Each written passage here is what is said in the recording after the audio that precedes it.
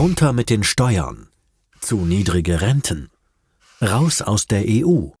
Solche oder ähnliche Parolen hört man doch fast täglich. Viele Menschen sind unzufrieden mit der Politik oder anderen gesellschaftlichen Umständen. Besonders in Europa macht sich das bemerkbar. Immer mehr populistische Parteien und Bewegungen tauchen auf.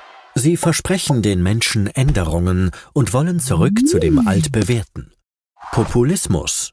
Was heißt das eigentlich? Das Wort stammt vom lateinischen populus ab und heißt Volk. Es geht also um die Belange des Volkes. Nehmen wir zum Beispiel Herrn Mayer. Auch er ist unzufrieden. Die Politiker kümmern sich doch gar nicht richtig um seine Interessen. Entweder bekommen die großen Bosse und Konzerne alles oder die nichts zur Wirtschaft dazu steuern. Und was bleibt ihm? Die populistische Partei Der kleine Mann spricht ihm da ganz aus der Seele. Sie kämpft für Menschen wie Herrn Mayer gegen die ihrer Meinung nach schlecht regierenden Politiker an. Dabei geht es um alles, was die Menschen bekümmert, wie aktuell auch die Flüchtlingskrise. Das Wort Populismus ist vor allem in Europa negativ besetzt. Ein Beispiel. 2016 entschieden sich die Briten per Abstimmung für einen Austritt aus der EU. Populisten hatten sich mit überzeugenden Parolen für den Austritt stark gemacht. Einfache, klare Worte waren es, die bei vielen Menschen Anklang fanden.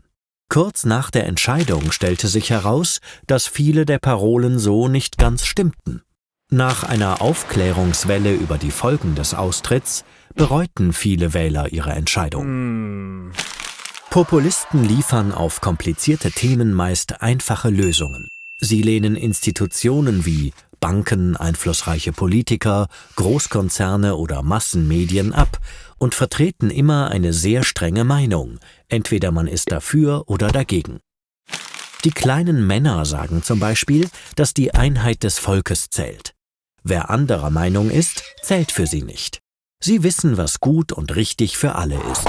Das eigentliche Problem dabei: Was ist zum Beispiel mit der Meinung von Herrn Kunze oder Frau Özdemir, mit der von Sascha oder Maike?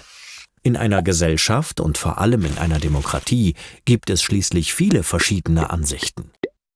Herr Mayer hat sich das Parteiprogramm der kleinen Männer nochmal genau durchgelesen. Vieles klingt genau so, wie er sich das auch vorstellt. Aber bei manchen Punkten kommt er doch ins Stutzen. Wie will die Partei es denn schaffen, die ganzen Renten zu finanzieren?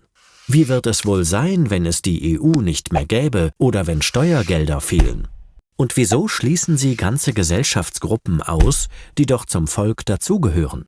Er wird jetzt erstmal ganz genau hinschauen, mehr Informationen sammeln und sich selber ein Bild machen. Erst dann kann er entscheiden, ob die kleinen Männer auch das halten können, was sie versprechen. Denn nicht die einfachste Lösung ist am Ende immer die beste.